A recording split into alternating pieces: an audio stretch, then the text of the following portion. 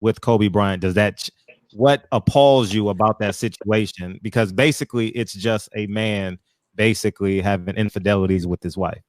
So what I'm asking, you would have appalled, I think, are your words. gotcha. I don't think I said I was appalled. I think I said I was critical. And so I wasn't appalled or outraged because, one, I don't know what happened. I would, like everybody else, I have theories. Being a grown man, having plenty of life experience. Sure. I wasn't there, so I don't know if I want to publicly throw out my theory what happened, but again, I'll just leave it at this. I think my point of view is that young girl perhaps wanted to be intimate with Kobe in a way that she was comfortable with, and he was intimate with her in a way she was not comfortable with, in a way that he was comfortable with. But again, I wasn't there. I don't know what happened. I do know the guy was married. I know he gave his wife a $4 million ring in the interim or whatever, but all outraged or whatever. Look, my parents broke up over infidelity. I'm grown. I know what infidelity looks like or whatever, and it's hard for me to judge what was going on in his relationship.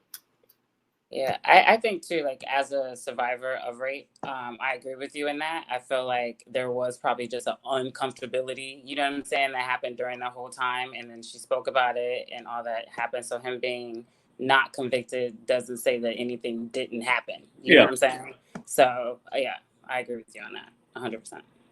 Okay. Now let me double down on that and say, like, let's transfer that we wasn't there. Is it fair to have a side with Kobe and Shaq based off of the thought process as it relates to the rape and Kobe Bryant? Yeah, part of my criticism of Kobe at the time, because you're bringing it more into focus, because that was part of it.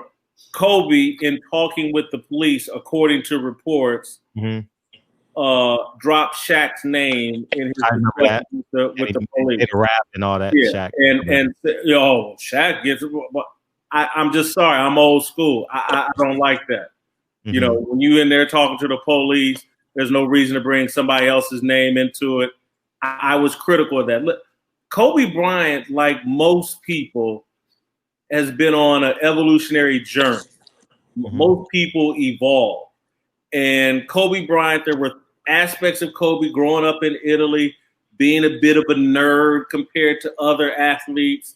Again, I think there were some parts of what we call the game that Kobe, quite frankly, had fucked up. And, being an older guy from a different generation, I was critical of that. And again, I tended to side with Shaq. And at one time, Shaq was very critical of Kobe Bryant. He had a right to be, in my opinion, but that did not stop, Shaq from, in Kobe's death and post-career, talking about his affinity, respect for Kobe. They disagreed at some point, but ended up finding common ground later in life. And, not that I was ever that close to Kobe, but, I was critical of him at one time. And to my view, we found some common ground where I had a lot of respect for him in certain aspects of his life and what he was doing post-career.